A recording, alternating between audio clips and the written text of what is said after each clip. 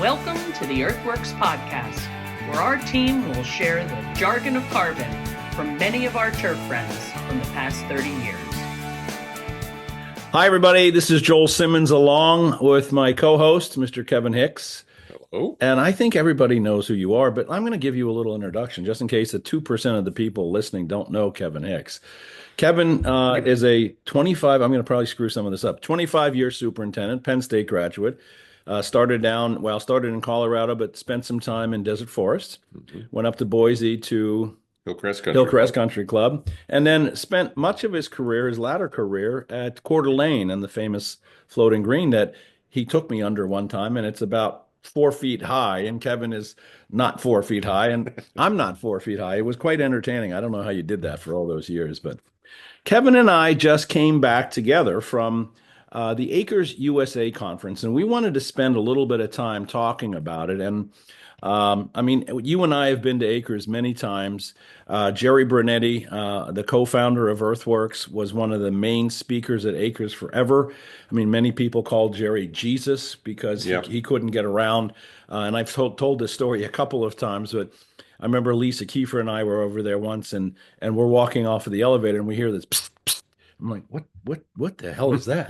And it was Jerry hiding in a corner because we were trying to go to dinner together. And if he went out into the main hallway, he would just be surrounded by 100 people. I mean, it was really quite impressive.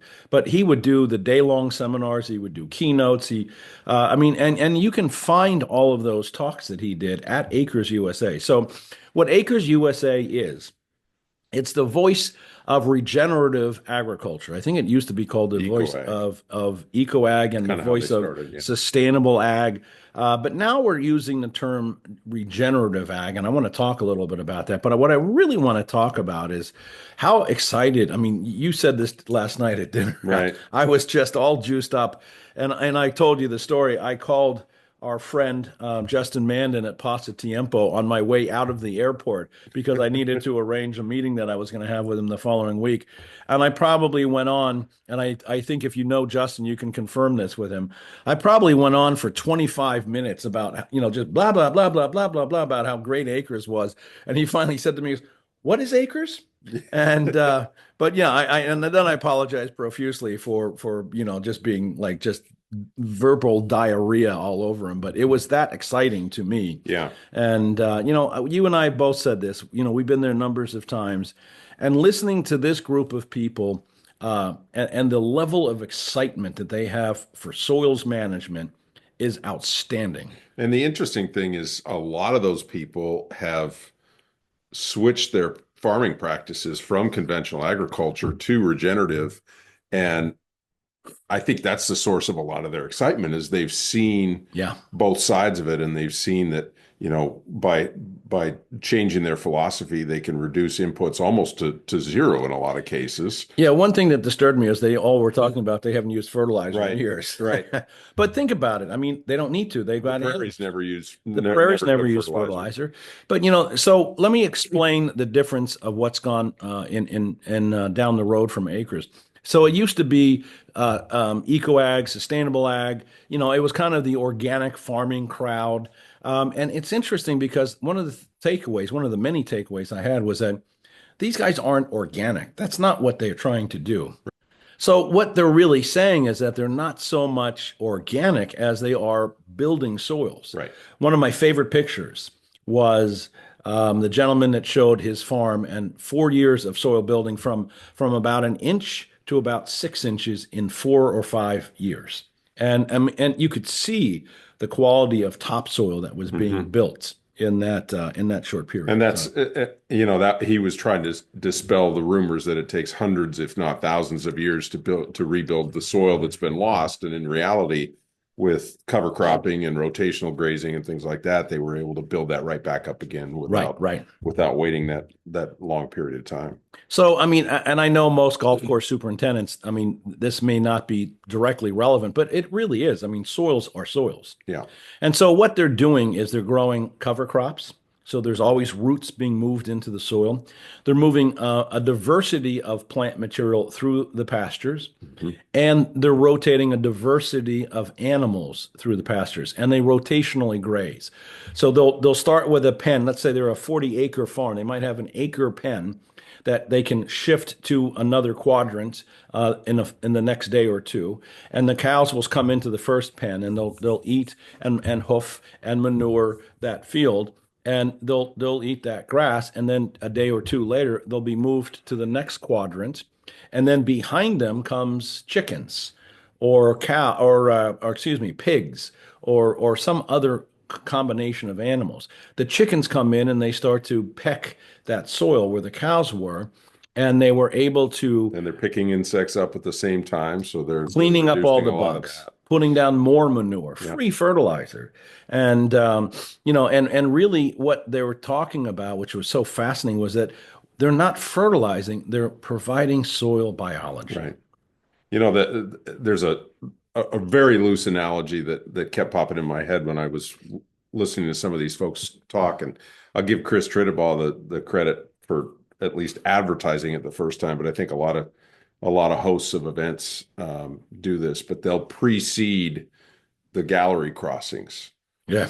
Because they know that seed's going to get trampled and set in, and that's kind of the same concept with this rotational grazing. But it's really interesting. I want to back up though and say that this is a bit of a plug for the Acres organization. But if you're a golf course superintendent or a turf manager, and I hear this a lot, boy, that it's the same tired talks at whatever conference we attend.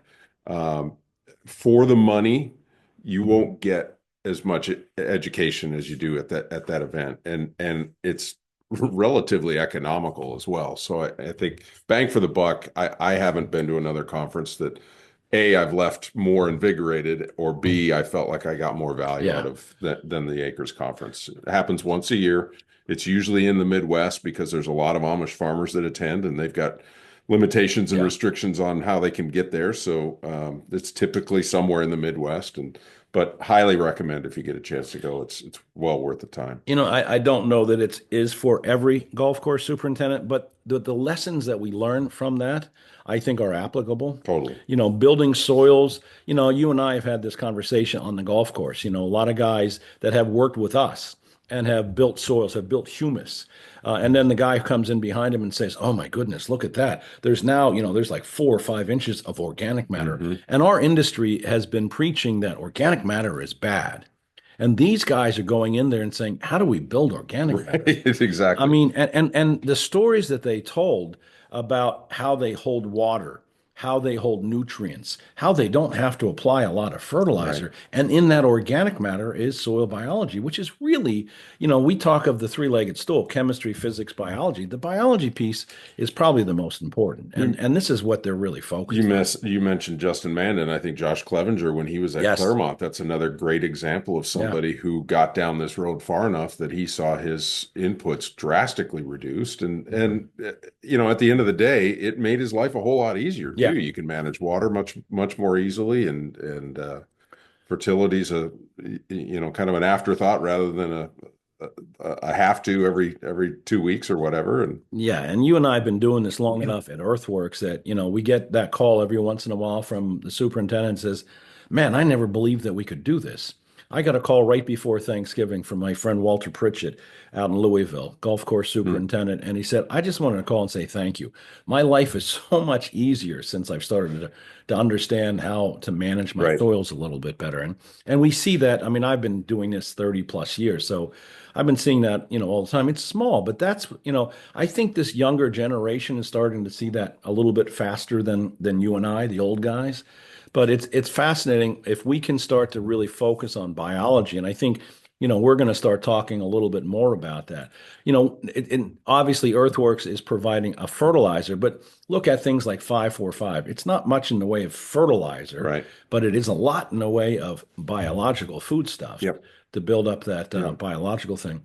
I still don't understand why our industry is so opposed to organic matter, because they've convinced themselves that it's thatch. It's going to Well, create yeah, I think problems. that's exactly right. It's the concept that organic matter equals thatch, and in some cases it does, and certainly in testing it does, because we don't have a way to effectively separate the humus portion Right, right, from the thatch portion, and so a lab will get it and give you a number, and that's instantly bad. But if right. you've got good digested organic material, it's totally usable. It holds moisture. And the thing that that I always hear from superintendents that have gone down this road is that it plays much firmer as well. Hmm. Humus plays very firm, especially when you're top dressing it, Yep. as opposed to thatch, which is long chain lignous material that is directly related to the overuse of synthetic fertilizers, and it's just growing a root mass that has never been Yeah. biologically broken down. Dan, Whereas you break it down with biology, with microbiology,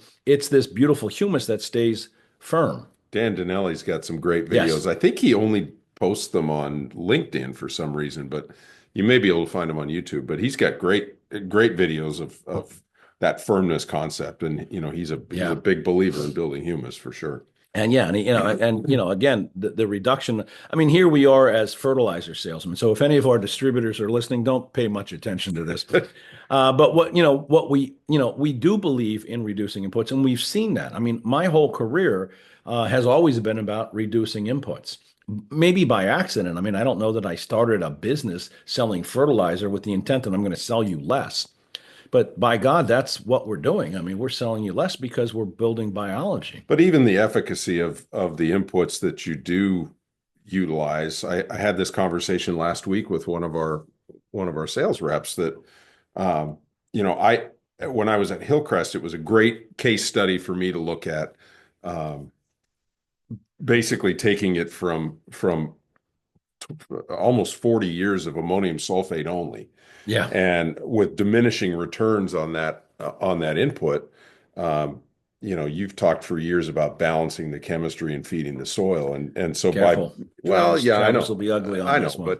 but the reality is, I remember calling Dave Wilbur, and I could have told you almost to the day when the calcium magnesium ratio got to 60%. When Yeah, calcium got to 60%, every spray input, every granular input worked better from that point on. And that wasn't necessarily applying a nitrogen, but this conversation with a rep, he's got a customer that, his inputs just weren't working, yeah, and ground was frozen. We couldn't pull a soil test, but I said, I'll bet you this is partially what's at play. So, yeah. just that whole overall concept, I think is not only easy, but it's really, really effective. And we've seen it. I mean, I know we've been criticized by and saying, well, we've been doing this for so long. It's not that we've been doing it for so long. It's we've been seeing it. Successful. And I mean, even when I was working with you as a superintendent and you were telling me these stories, I mean, I was seeing what your successes were, when you do hit 60% base saturation on calcium, and the soil becomes physically more open and things start to work better. Yeah. And obviously, if you're getting more air and water to work through that soil, you're getting more biology. And that goes right back to that whole conversation about regenerative ag. Yeah. They're much more effectively utilizing the inputs and the resources they have. Yeah, it was interesting. The other thing that I took away from Acres, and again, these guys were pretty adamant about we're not trying to be organic, and many of them aren't organic. They're not going to meet organic standards. Right. They may use a pesticide if there's an acute problem, like you and I would use an antibiotic if we're Right. really sick. And and that makes perfect sense to me. I mean, you're going to want to keep the health of that property or that body going in any way you can, but they're working down this road of being regenerative and building back the soil. But one of the things, I mean, these are farmers, and this may not directly relate to the golf course superintendent, but one of the things that they kept talking about was nutrient density in the food. Yep. And they kept going back to food is medicine. And this is one of the lectures that Jerry did many times because, again, it was within actually 4 days from today, we lost Jerry 10 years ago to cancer, and he was given 6 months to live 10 years ago, and he knew that he was going to be able to fight this, and he did because he was going after the inputs that were going to keep him healthy, and that's what these farmers are discovering. And one of the slides that I loved was, they've convinced companies like Whole Foods. I don't remember what the date was. Maybe you do, but it was in the next 5 or 10 years. Whole Foods has committed to almost exclusively regenerative Yeah. produce, and what that means again is that they're building soil, which means they're going to be capturing more carbon out of the atmosphere and reducing, gases, the greenhouse gas issues. And that mineral that is going to be found in that soil will now be drawn into our broccoli and our cauliflower and our carrots. And, whereas most of the vegetables that we eat are on crappy soils. Yeah. Yeah. And the analogy to what we're doing on a golf course, think about this. We're growing grass on sand. You told, and we don't have to mention the name, but you told a great story of having been at a sand-based golf course and it was devastated by lack of input. Yep. Yep. Just because there wasn't enough mineral and nutrient load there to sustain the plant. And that mineral density, not only is it good for human consumption, but it also really wards off a lot of the common pests that both agriculture and turf certainly deal with. And that measure, I think you're going to be hearing a lot more about bricks in the next several years as that regenerative, nutrient dense concept gets more mainstream. I'm really encouraged that we're hearing more of this in the mainstream right now. I think there's some people that have really brought this to the fore and made it much more of a common conversation. I think it's very encouraging to me that we're bringing this into the day-to-day conversation. One of the slides that somebody showed was a slide with a upward moving curve of how consumers are identifying regenerative produce and identifying it as mineral dense and healthier. And I mean, we've always, I eat organic. And organic, the way it's been structured to this point, is not necessarily a better produce. It's not necessarily grown better. It's just grown without pesticides. Yeah. So what they're moved to is not only are they reducing pesticides because they now can, but they're building quality soils. And again, some of those slides that we saw of 4, 5, 6 years of soil growing, I mean topsoil growing.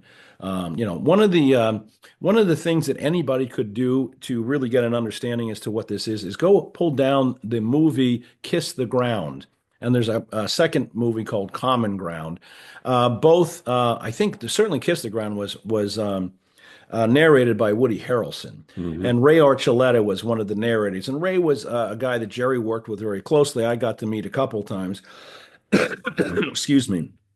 And Ray worked for one of the soil conservation groups and would go around to farmers and show them how rotational grazing, cover cropping, and all these things can build soils. And he would show how he would take his tubes and he would show if you have a soil that's got a lot of organic matter, when the water goes through it, it comes out clean. When it has very little organic matter, it goes through there and it comes out dirty.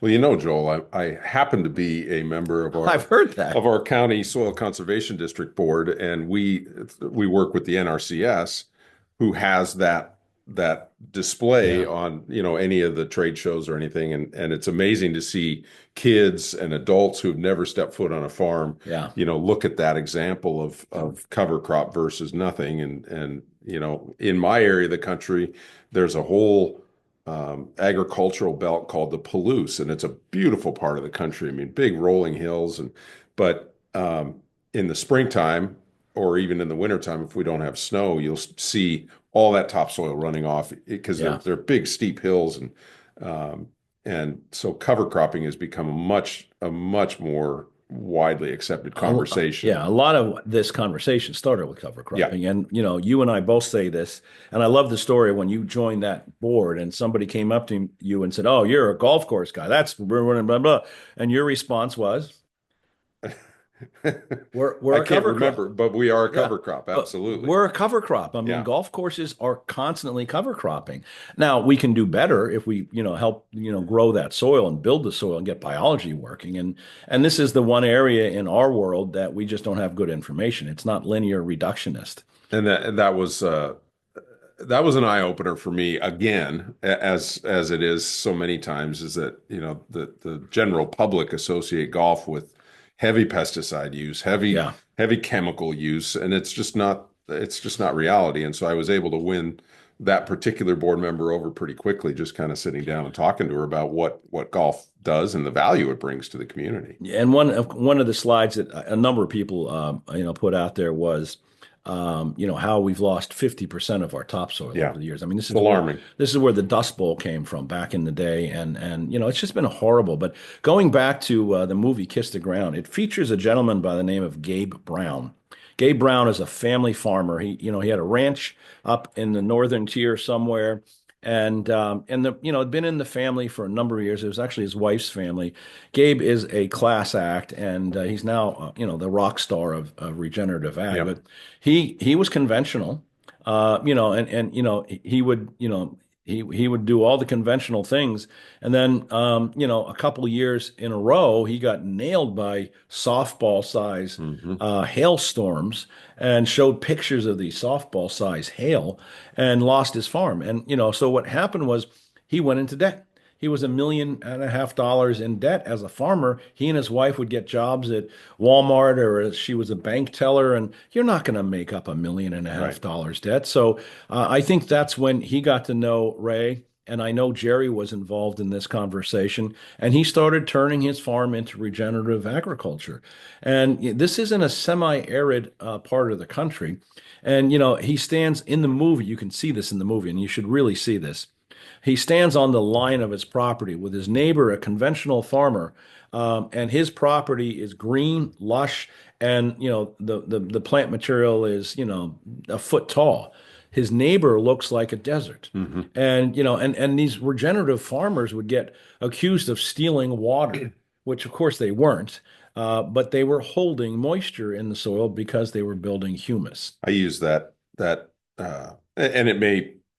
I've seen numbers vary a little bit, but I use that statistic in a lot of my presentations that a 1% increase in humus content equals somewhere between 18 and 25,000 gallons of water holding per acre. Per acre. That's when some of my customers in the Western U.S. are paying up to and over $1 million a year on 18 holes worth of irrigation water. That's a significant savings. And a lot of times that water is horrible. Yeah. It's full of bicarbonates and sodium, and it's already against the 8 ball, and you're spending a ton. Buffer it. Yeah, and so carbon and biology can buffer out the bicarbonates and sodium. I mean, they weren't having those kind of problems. The other thing, and I don't mean this to sound critical because it was an eye opener, and I loved your response to it, but at this meeting they brought in an academic. And I'm sure she was, very bright and lovely and all that. But we sat there with our jaws open. She's talking to, as you said it, she was teaching a 101 class to a PhD class. To a classroom full of PhDs. And it was evident of where academia is on this subject versus where the people that are actually living it and establishing these principles are really taking it, and it's radically different. And I think the important thing is,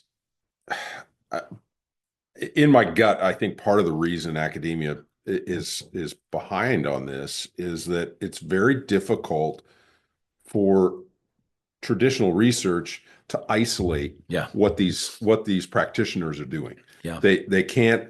They have to drill down to one study at a time, and you listen to any of these guys talk, and they're doing something every day of the 365-day year that's making one more step towards their goal of self-sufficiency. And that's a really difficult thing for a traditional researcher to isolate down and really study. Yeah, it's not reductionist, it's biology. So biology is expansive. I heard that term a lot from some of the speakers too, that reductionist science, and how it's held us back a little bit in that regard. And and our industry is very reductionist. And just put down urea. I mean, that's all you need. And what does that do? It destroys soil biology. It creates thatch. It doesn't help the soil really at all. Can it grow grass for a while? now we hear the MLSN model, which is reduce inputs, which is quite honestly, we've subscribed to forever. Right. As you like to say, we just do the right less. Yeah.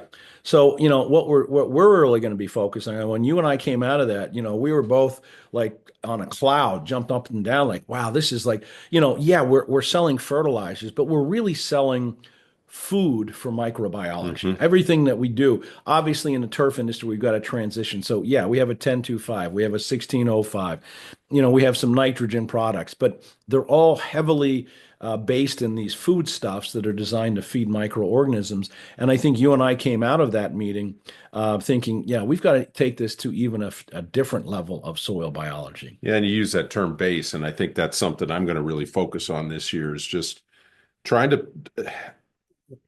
We don't have the answers to everything, but We don't have the answers to many things. but if we can help build a biological foundational base to your program, I've lived it, so I can guarantee that life will be easier. Your inputs will be more effective, and it's something that going to that conference definitely regenerated me as well. So it's something I'm really going to try to focus on this year. The other cool thing that Gabe talked about is when he spoke and a bunch of other guys is that what's happening is that these guys are focusing on this as a business. They have to survive. I mean, farmers traditionally are, they make the only money that they make is subsidies, and that's completely unsustainable. It is. And it's driven so many people out of farming. It's certainly destroyed family farms. Like I said, when Gabe lost his farm 2 years running to hailstorms, he and his wife went back to work, with minimal jobs to try to, pay back some of those loans, and it's impossible. Yeah. What he was able to do is bring his farm back to life.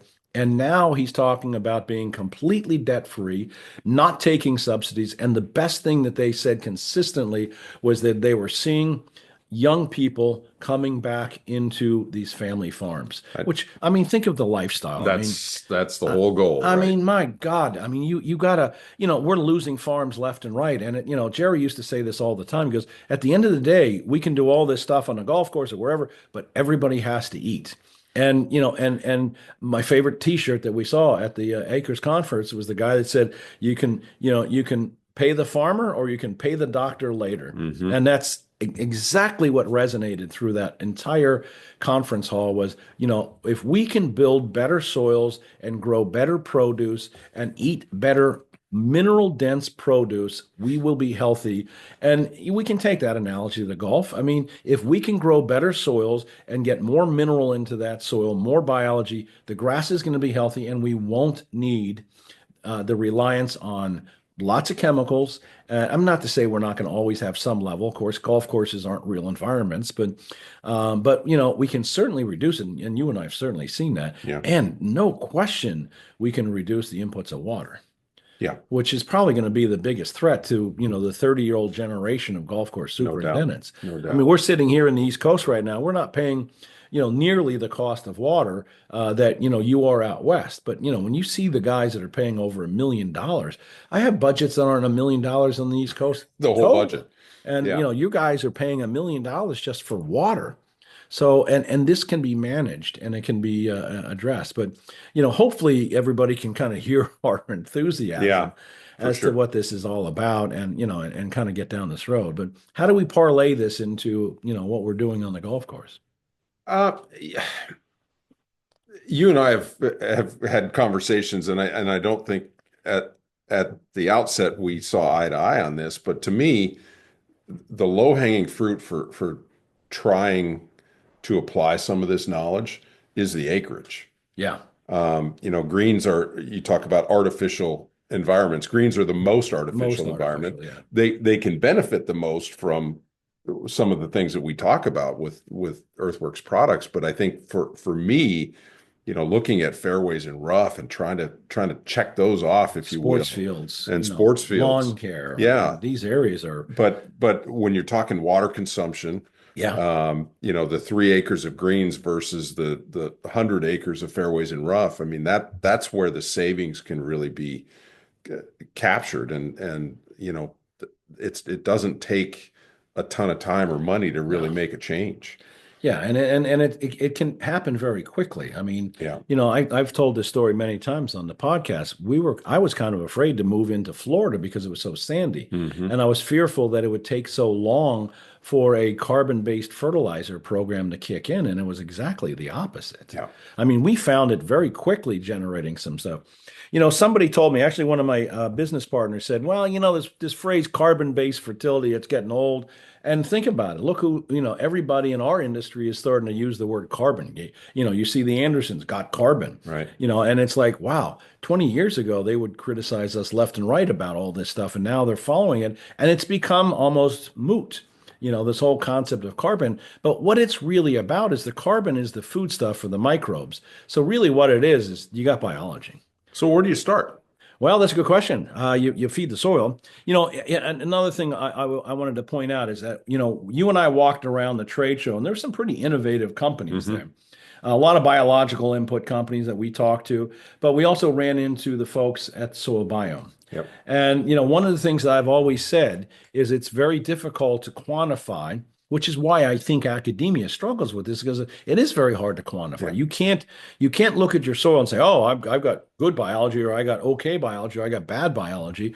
And they're starting to see tools that are coming into the industry that are helping us identify the strength of biology. Hmm.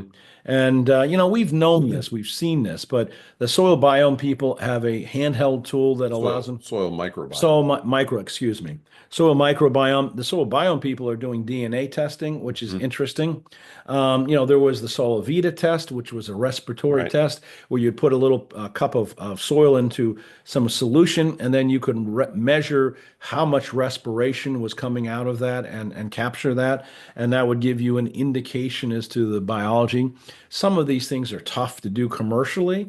We try to mimic that at Logan Labs, but it's hard when you're trying to, when you're shipping soil, across the country to a laboratory, and it's in a box and it's in a UPS truck, and by the time it gets to the lab and they run a Sola Vita test, we've probably lost a fair portion. And some of those, Elaine Ingham's early work, there's a spin-off Food company web. called EarthFort now Yeah. that we've worked with, and they're very intensive tests. They're very expensive tests. And at the end of the day, you get all this data back, which is great if you're a data guy, Yeah. but what do you do with that? Right. And so this soil microbiome, the first time I saw it was at a Healthy Soil Summit in Sacramento. And to me, it was designed to be a tailgate test. Right. So you're in the field, you're Testing it right there. you're there. Does it drill down to every single biological assay and species? No, but it gives kind of an overall view. And at least to me, when I've used it in the field, it just tells us if we're trying to move the needle a little bit with an input or a change in fertility philosophy, what have you. At least then we can see that there's a movement, that there's a shift, there's a pattern. It doesn't drill down to the specifics, but I think in our industry, if we can make a change in the positive direction, that should be the goal. Right. And when you listen to these regenerative farmers, they're building biology by seeing the depth of soil that they're building. Absolutely. That's all coming from microbiology.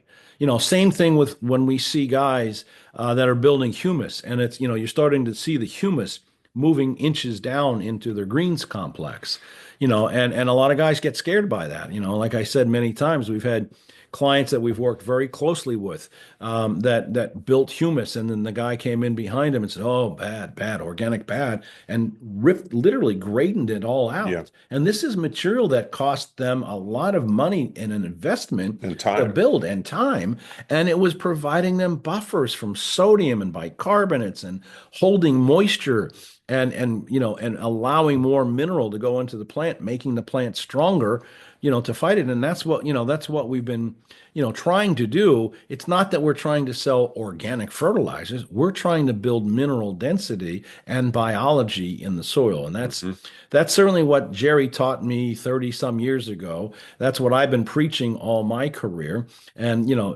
guys like Kevin Hicks and all sorts of other guys that kind of got into it. You had a great little bubble in Phoenix, Right. that had some really sharp guys. And I remember, when I came down down there, and it was Dave Wilbur who introduced me to Mhm. you. I came down there, and there's this little bubble of guys, and you should talk about this, but a little bubble of guys that were that Ed was starting to mentor, and I'm like, wow, this is really cool. I mean, Yeah, and you know what I don't know is how we're giving credit to Ed Miller and how he was exposed to that, or whether it was through Dave. oh, I don't know either. I don't know what the genesis of that group, but yeah, there were a lot of people at that time in the early '90s that were headlong into this whole concept, and part of it there is you've got just an extreme condition that you're trying to grow turf in. Yeah, exactly. Like Salty, you hot, said, very, dry. very bad water, very salty soils. So anything we could do to try to tip the scale in our favor was Yeah. was worth trying. And and the littlest things that you guys did were making big impacts. It was, I know I've told this story before, but the most striking contrast for me was we had started, we were growing common Bermuda grass, so there's a lot of thatch involved with Right, that. right. And we had started an airification program the year I got there with the old Toro Fairway aerators, the tow behind unit. Right. Pretty bulletproof for the time, but we blew through and we were doing biological inputs. We were trying to balance the soil chemistry, bring more calcium to the system, what have you. We blew through about 7,000 tines the first year I was there, and the last year I was there we used 400 over the same acreage. Wow. So you talked about physics earlier. I mean, there's no question in my mind Yeah, we changed the physics.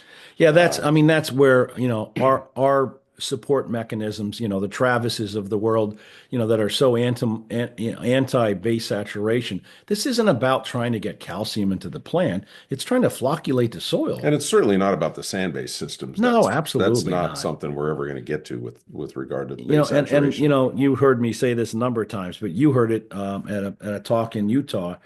These guys coming out there saying, well, I don't get this carbon-based fertilizer. We put it down and we measured carbon in the plant. We didn't see any more carbon. And my favorite response is you sitting in a meeting with a guy saying that and everybody turning their heads to look at you. Looking at me for a bailout. Aren't you going to say something? I mean, those guys all understood this isn't about feeding carbon to the Right, plant, right. but how anybody could even think that or say that publicly is beyond me. Yeah. This is about feeding microbiology and getting biology working. And by doing that, and this is what the acres people were showing us, left and right and center and front and back. I mean, everywhere you went, everybody was talking the same talk. And it all, the analogy of the that you mentioned earlier about nutrient dense foods and how it directly affects our health. Yeah. Well, it's the same concept. Look at urea as a bag of chips. Right. If you eat a bag of chips every day and that's all you ever eat, chances are you're not going to be terribly healthy over Probably time. not. And so, trying to bring that variety, and for us, I don't think we've ever really focused too much on specifics with respect to biology because it's such a vast population, it's such a vast environment that if we can provide, I know Jerry's philosophy was really a shotgun approach, provide a lot of variety, diversity so that those microbes can grab what they need. And until I went to acres, I never really, he kept talking about remineralization, Right. and I really didn't quite understand that until I would get into some of these meetings, and I'm realizing they're putting all the diversity of minerals. I mean, there's 90 elements out there, and we say there's only 16 that are relevant. Mm-hmm. I mean, we've had this conversation with Lawrence Mayhew on our podcast, and he just blows his top when he hears that stuff because it's been debunked so many times, and we know so definitively that all of these elements work in some kind of cohesive way to make things happen. But when I was listening to the farmers talking about how this is about saving the farm. It's about making money. It's about turning a farm that is not profitable and lives on subsidized incomes into a money maker. One of the thoughts that I had was the lawn care industry. Mm-hmm. These are business people, Right. much Right. like farmers are. I mean, not to criticize golf course superintendents, because some of them are so incredibly focused on budgets and keeping things going. But when you're a business owner and a farmer as a business owner, it really hits home a lot harder. And I know, and I've seen this in a lot of our clients, the lawn care industry is prime right now to do exactly what the regenerative industry is doing. Build the soils. I mean, you told a story to me the other day with a lawn care company you ran into. Well, he's been on the podcast, Colin Engstrom. Oh, that's it was called. Yeah. Yes. And he's in Bozeman, Montana, which isn't exactly the center of the universe with respect to soil biology, but he really set out, and again, like you said, it was a financial decision. He set out to offer to a very affluent Yeah. community an organic offering in his lawn care programs. And his goal was to get 50% of his customers to that point. And he said, I think what you were alluding to is he told me that his applicators are the ones Right. that are reporting back to him that the organic input lawns are just better. And Yeah. they can't really verbalize what that means, but they know when they go from one to the other Yeah. that they're healthier. Well, when you build humus, you go into Right. dormancy later, you come out of it earlier, and your customers are happy. Bozeman's a tough environment. I mean, Yeah. it's very arid, it's very cold. It's fairly conservative. Yeah. And and what he's discovering is that this can be something that my business does and I'll make more money. Yeah. And one of the things that I hear consistently with the lawn care guys, if I do this right, I start cutting back my inputs. Their biggest input is labor and fuel. Mhm. And instead of doing 10 applications, they can do half of 4, that. 5. And not have the trucks on the road as often and still and it's almost impossible these days to find workers. So you don't need a crew as big as you did because you're doing things to the soil that allows the soil to do it.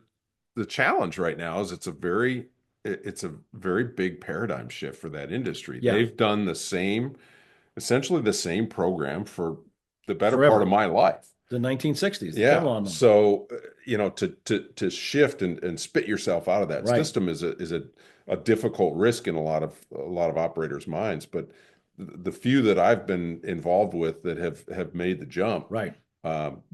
just like the regenerative farmers. I mean, two of So my can board stay members on the Soil Conservation District were generational conventional farmers, and in their 60s decided to shift gears. Wow. And would never go back. And both of them now have a third generation behind them in line to take over the farm. And want to. But same thing with lawn care. I mean, I think they can build, Yeah. it's cliche, but I think they can build a sustainable business model that will keep them going, and they can pass on to the next generation. That was another story that we had heard over and over at Acres is the guys that made the jump. I mean, it had to be incredibly frightening. Yeah. We're all told. I mean, I was a county agent. I was told, oh, no, urea, pound. And, these guys, there was a system and you don't buck the system or, you can't feed the world organically and you can't do this. You can't.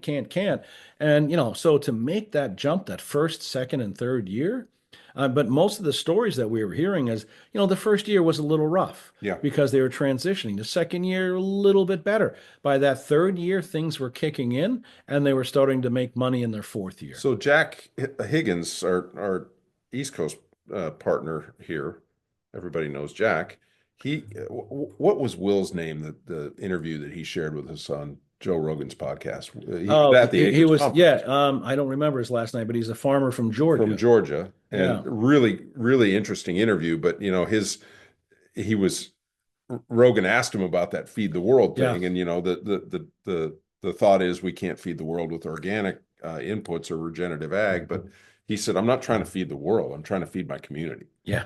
And if that shift is made in mindset where, now the farmer that's raising your food, that's a big deal. And, they talked about the challenges of what they called food deserts, like LA or some of these, Philadelphia, where we are here. And that is a challenge that's going to have to be but if there's enough farms in the community, I mean, Philadelphia's and LA's can be fed. Right. And, and I think there's these people are convinced that it can happen. Yeah. And they know more about it than I do. I mean, 10 years ago, I would have probably said, no, it's impossible. Certainly 20, 30 years ago, I would say, no, you can't do this.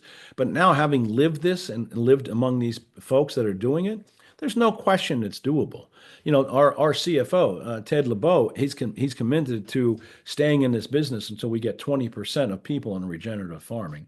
And I think that's going to happen in the next 10 years. I think until this year, you probably would have thought that was a pipe dream, but listening to some of these guys that have made the switch, I don't know that that's that far Right. off. I mean, to hear somebody saying, I've got 3 generations that are going to stay on the farm. I mean, think back in the, 20s and 30s, this country was completely agrarian. Our economy was based on farming inputs. The towns that were built up around the farms that supported the farms. It wasn't until the World War II inputs that came in and we started, destroying the soils and going with salt fertilizers and pesticides. These guys never had any of these things. And I don't, and I, yes, that all happened after the war efforts, and it was a way to get rid of some of the byproducts and the waste from the war machine, if you will. But I don't know that it was nefariously intended in the first place. But I don't. No, I don't also think so don't either. know that. And to the credit of the chemical fertilizer industry. Production went up Yeah. on the front end. And we were talking about this last night, a superintendent that inherited a golf course that had been about as regeneratively managed over 20 years as I've seen. They're going a different direction. Well, they're going to be successful on the front end because there's plenty of quote money in the bank account. Yeah, they've got a lot of soil money. Yeah. So how many times have we seen that? Guys that followed an EarthWorks guy and they spent years building their soils, and then these guys come in and they don't have to, I don't have to put down any fertilizer. And that's true. And it's on true the front end. on the front end, but they'll burn it out over some time. And it's probably a 3-year cycle before it starts to really change. You didn't answer my question from earlier. So if somebody's just completely invigorated by this conversation and says, how do I get started? What's the first step? Well, watch Kiss the Ground, because that'll get you juiced up. Watch things like Fabulous Fungi. That's also a Netflix video. Start going to acresusa.com. You'll find all sorts of great publications that are relative to what a golf course or a lawn care or a sports turf guy is doing, because most of the conversation is soil. Get the magazine. I did want to highlight that website is a tremendous resource. Oh my goodness, it's publications and books and so 3 or 4 books that you would recommend off of that. I mean, we buy and give away a lot of them. Well, every time I come back, I got 3 or 4 books in me. Hands-on agronomy, Jerry's 100%. book, Bill McKibben's book, Joel Salatin's book. Gabe Brown has a great dissertation, his new book that came out. Dirt to Soil. There's books on mycorrhizae. I took 2 home this week that, talk really about the biology, the real specifics of it all. Yeah. And you can get down that road as deep as you want, or you can really stay up on the surface and start to understand it. But, and again, we're not trying to say we're going to be organic golf courses, but we absolutely have to start understanding the importance of soil and not listening, to the Travises of the world and the academics that are saying this is all crap, because it's not. We've seen it. They've seen it. They're doing it on a regular basis. And, I'm very encouraged in our industry, this young generation, the 30-year-old superintendents, they get it. I mean, they're seeing it a lot more than us old guys did. It was hard when we got into this. I mean, like I said, I found a little pocket in Phoenix that had Ed Miller doing some stuff, but I didn't find a lot of pockets across the country. Glenn Smickley of the world, who I had the pleasure of having dinner with the other night, started at RTJ, and he started realizing that if he changed his soil, he starts seeing things change. And and he's one of us old guys, right? So, but he's generated a lot of people. Hold on a minute, you're calling me an old guy? You're older than the 30-year-olds. True. I think we've beaten this thing to a pulp, but I would encourage anybody, to get excited about this, because there really is a movement coming down the road and it's quite honestly, kind of answering your question. This is driven by capitalism. I mean, it's about doing the right thing, but it's also about, making money doing what we're doing and saving money. So all of those things are part of this conversation, and we can save money. We can, lawn care companies could turn their entire profit center on its head by doing this and reducing inputs and producing a better product. I think Canada obviously is part of my territory. And I think that the thing that worries me is that as a whole, as a general rule, I would rather we didn't wait for legislation Yeah, I would to agree. restrict us on our inputs. And so if you start looking at some of this stuff and maybe introducing one or two new concepts a season, you'll find that your inputs are going down dramatically. And in a Right. lot of cases, your preventative chemistries are reduced significantly Right, as well, right. whether it be fungicides or insecticides. I mean, I wanted to get into bricks, but that's a whole nother conversation. That's But there. you know, in regenerative ag, they talk a lot about raising that bricks level, which is essentially the sugars in the plant. And by raising that bricks level, not only do you have uh, a healthier produce for consumption, but there aren't the signals that insects and disease Right. pick Yeah. up on to they're nature's garbage man, Yeah. They're right? And there to clean up they're bad, there you know. to clean up unhealthy produce. So all of that can be Yeah. translated to turf management. And I think your point about being ahead of the government restriction is poignant. Yes, I mean, it's we're already losing certain chemicals, and we'll lose more. But if we do the right thing, I mean, to have something pulled out from under you and then have to make that transition, it's going to be very difficult. To make the transition, still having some tools in the box to keep things clean, you're going to be able to get to where you want to go a lot better. And then at some point, we'll reduce some inputs. yeah, So, yeah. yeah, there's a lot. I mean, you can see our enthusiasm on this. And like I said, if you're listening, Justin, I apologize for the 20-minute dissertation on my excitement. But again, go watch Kiss the Ground and the follow up Common Ground. I mean, it's a little out there at some points, but the meat of it is good. The bones of it is good, and there's a lot of good information coming out. Find acresusa.com, and you'll find a warehouse full of books and knowledge, and it's fascinating. I mean, maybe it works, maybe it doesn't, but at least it gets you to start thinking about there are alternatives. And the fact that you're on the Soil Conservation Board and you're seeing these changes, that's fantastic. Really encouraging. Yeah, very good. So we will be back next week. We are going to say happy holidays, Merry Christmas, and all that good stuff to everybody. Thank you for a wonderful year. It's been great. We've had another great year talking about getting biology working. So please keep listening and subscribe to the website or to the podcast so that we can send you information on what we're doing as well. So there you have it. Thank you, sir.